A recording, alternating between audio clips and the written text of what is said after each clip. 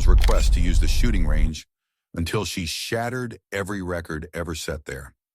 Laughter thundered through the officers' club at Fort Braxton, shaking crystal glasses and echoing off the mahogany walls. "You're serious, kid." Colonel Marcus Steele leaned back in his leather chair, eyes glinting with amusement as he studied the 12-year-old standing before him.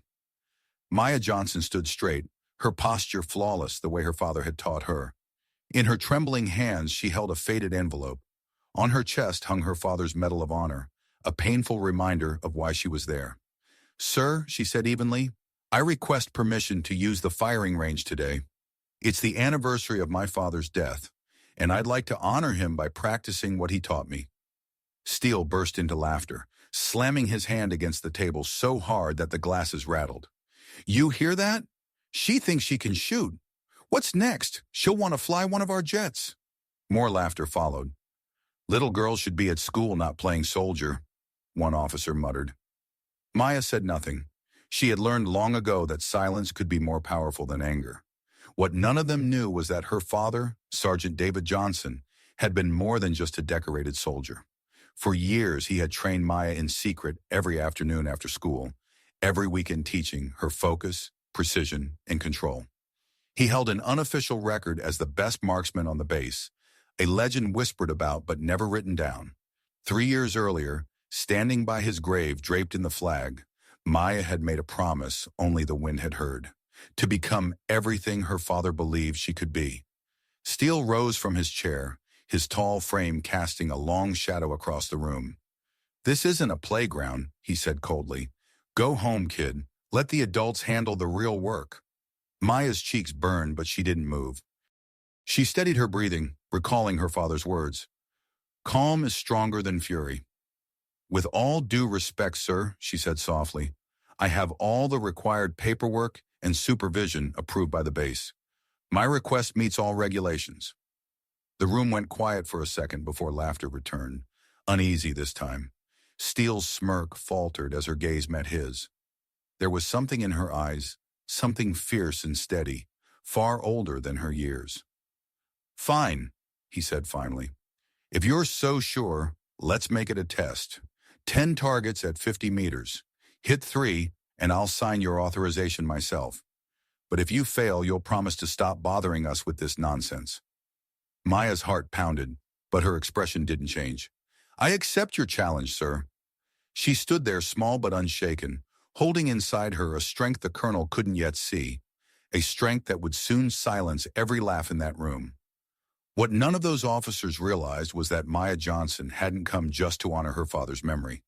She was there to fulfill a promise that would turn her greatest humiliation into the most unforgettable moment that base had ever witnessed.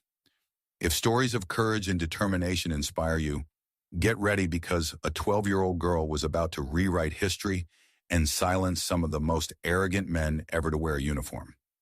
Colonel Steele's smile widened, sharp and cold. "Perfect," he said. "Let everyone witness this little lesson in knowing your place." He gestured dramatically to his men. "Gentlemen, to the firing range. Let's watch a child learn what reality looks like." Major Thompson rose with a grin. "This'll be better than a movie," he sneered. "She'll be crying before she even loads the gun." Laughter followed, harsh and echoing down the hallway, as they made their way to the range. Maya walked a few steps behind them, her expression calm, though the sting of every cruel remark burned in her ears. "I bet she'll faint at the first shot," whispered Captain Williams. "Or call for her mother," another joked. They had no idea that Maya knew that firing range better than anyone there. For 3 years, ever since the day she lost her father, she had trained there in secret every Saturday at dawn. At 5:30 a.m., before the sun rose, a quiet maintenance worker, a veteran who had once fought beside Sergeant David Johnson, would unlock the gate and nod silently as she entered. No words, just a shared understanding between two people who knew what it meant to honor a fallen hero. When they arrived, Steele waved toward a table covered with standard-issue weapons.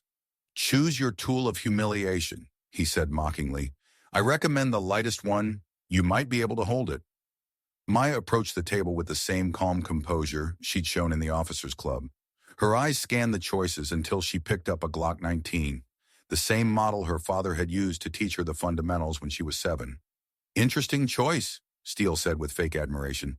At least you'll fail with style. More laughter echoed, but among the onlookers a few younger soldiers exchanged uneasy glances. Sergeant Rodriguez, the base's chief instructor, stepped forward. He had served with David Johnson and knew the man's reputation all too well. "Colonel," he said carefully, "perhaps we should have someone supervise—" "Nonsense," Steele cut him off. "She wants to act like a soldier? Then she'll learn like one. No special treatment." Maya began checking her weapon smooth, controlled, every movement deliberate. She ejected the magazine, checked the chamber, inspected the sights. Rodriguez blinked, stunned. Her form was perfect. Every motion spoke of endless repetition, discipline, and quiet mastery. "Well, well," Steele muttered, his smirk returning. "Looks like Daddy taught you a few tricks, before he wasn't around anymore." The cruel jab twisted in Maya's chest, but she refused to show it. Instead, she closed her eyes for a brief moment. When she opened them again, something had changed. The shy 12-year-old was gone. In her place stood someone calm, focused, and unshakable. "Ready when you are," she said. Her voice carried a quiet authority that made even battle-hardened veterans glance at each other in recognition.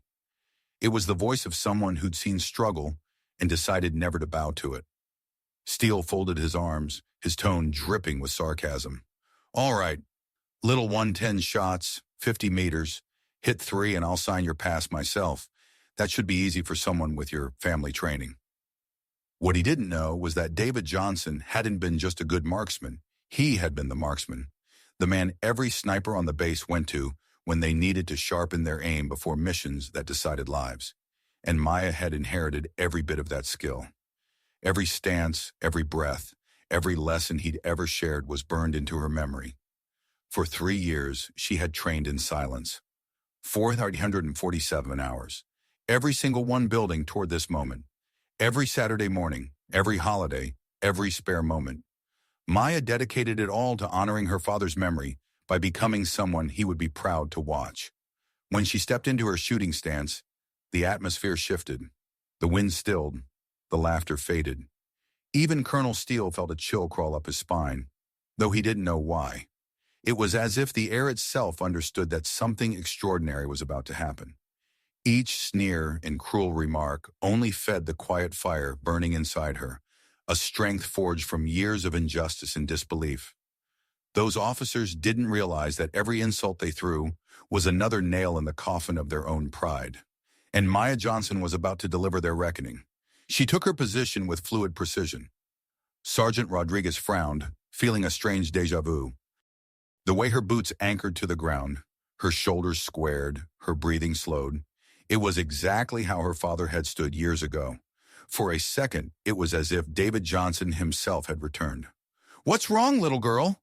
Steele called out, voice dripping with mockery. "Need someone to hold the gun for you? Or maybe point the target?" Laughter erupted again, cruel and confident. Maya closed her eyes. 3 seconds, just as her father had taught her. Breathe in, feel the wind. Listen to the silence between heartbeats. The perfect shot lives in that stillness. David's voice echoed softly in her mind. When she opened her eyes, something changed. A calm, focused energy spread from her small frame, drawing the attention of passing soldiers who stopped to watch. The range fell silent. "Ready when you are," Maya said. Her voice was cool, steady, almost too calm. Even Steele hesitated before signaling to begin. Rodriguez moved quietly to the side, his instincts prickling. He'd served under David Johnson during one of the toughest operations of his career, and he knew exactly what kind of training produced that look in Maya's eyes. "Colonel," Rodriguez said respectfully, "for safety, everyone should use proper hearing protection." Steele scoffed. "It's just 10 shots from a scared kid, Sergeant. We don't need protocol for this little performance." Rodriguez said nothing, but positioned himself where he could see everything. Deep down, he already knew what was coming. "Time starts now," Steele barked. 10 shots, 60 seconds. The first shot cracked across the range clean, sharp, controlled. Before the echo faded, the second followed, perfectly timed. Several veterans instinctively straightened. That rhythm wasn't random. It was the rhythm of someone who had fired thousands of times. Through his binoculars, Rodriguez's breath caught. "My God," he whispered. "She's better than her father." The third shot came. Steele forced a laugh, but it sounded thin now. Something about those shots didn't match the humiliation he'd promised. "At least she's quick," Major Thompson muttered nervously. "Maybe she just wants to finish the embarrassment fast." But they didn't know. For 3 years, Maya had trained every single day. 101 to 95 dawns spent perfecting every stance, every breath, every heartbeat her father had ever taught her. She'd built a practice range behind her house, using paper targets taped to trees, and spent 847 hours mastering her focus, training her mind to silence everything except the target before her. The fourth, fifth, and sixth shots came in perfect sequence. Mechanical, precise, unstoppable. And this time, even the laughter died completely. "It's taking too long to check the target," Captain Williams muttered, his earlier confidence starting to crumble. Rodriguez knew exactly why no one was hurrying to confirm the results. The veterans in the crowd had already recognized that sound. The unmistakable metallic ping that only rings out when a bullet hits the absolute center of a steel target. Maya kept firing, each shot delivered with the same unshakable rhythm. Calm, steady, surgical. There was no rush, no hesitation. Every pull of the trigger was part of a ritual honed over years of silent, disciplined practice. The seventh shot ended Steele's laughter. The eighth silenced the whispers. The ninth brought a stillness so heavy that the air itself seemed to stop moving. And then came the 10th. Before taking her final shot, Maya adjusted her stance slightly, just enough to compensate for a faint gust of wind no one else had even noticed. It was an instinctive correction, the kind that separates good shooters from legends. The last shot echoed across the range, ringing with finality. Not just the end of a challenge, but the beginning of a reckoning. Maya lowered her weapon, engaged the safety, and turned towards Steele with perfect composure. 10 shots complete as requested, sir," she said, her tone crisp and formal. For the first time that morning, Colonel Steele didn't know what to say. The confidence, the mockery, all of it drained from his face as he stared at her, unsure whether he had just witnessed skill or something far beyond it. Sergeant Rodriguez stepped forward, binoculars in hand. He had seen many shooters in his career, but as he focused on the target 50 meters away, his expression changed from focus to disbelief, and finally to awe. Steele forced a smile. "Well, Sergeant, what's the verdict? 5? 6? Let's prepare our lesson on reality for the young lady." Rodriguez's voice trembled slightly. "Colonel, I think you'd better see for yourself." "What do you mean, see for myself?" Steele snapped. "How many did she hit?" Rodriguez handed him the binoculars, his hands shaking. "All 10, sir. But it's more than that. You need to look." Steele snatched the binoculars, raised them, and froze. Every ounce of arrogance drained from his face as he stared at the target. All 10 shots had struck the bullseye. Not scattered, not spread, but so tightly grouped that they formed a single, clean hole. It was the kind of precision that professional snipers trained decades to achieve, and it had just been done effortlessly by a 12-year-old girl. "That's impossible," Steele muttered, checking and rechecking the sight. "The equipment must be wrong. A trick. Something." But deep down, he already knew the truth. Maya said nothing. She didn't smile, didn't gloat. She simply stood there, calm, steady, and dignified. She hadn't come to humiliate anyone. She had come to prove something far greater. That legacies can't be mocked, and true strength is often born where others only see weakness. The flags above the range rustled softly in the wind as silence reclaimed the field. The sound of history being rewritten by the quietest person in the room. Major Thompson stepped forward, yanked the binoculars from Steele's shaking hands, and looked through them himself. He froze, then recoiled as if struck. "My God," he whispered, "that grouping, it's cleaner than anything I've seen in 20 years of service." One by one, every officer took a turn. One by one, every confident smirk vanished, replaced by stunned disbelief. "Captain Williams?" the same man who'd mocked the very idea of a little girl belonging on the range, stood speechless, staring at the proof of a skill he couldn't deny. Then Sergeant Rodriguez did something no one expected.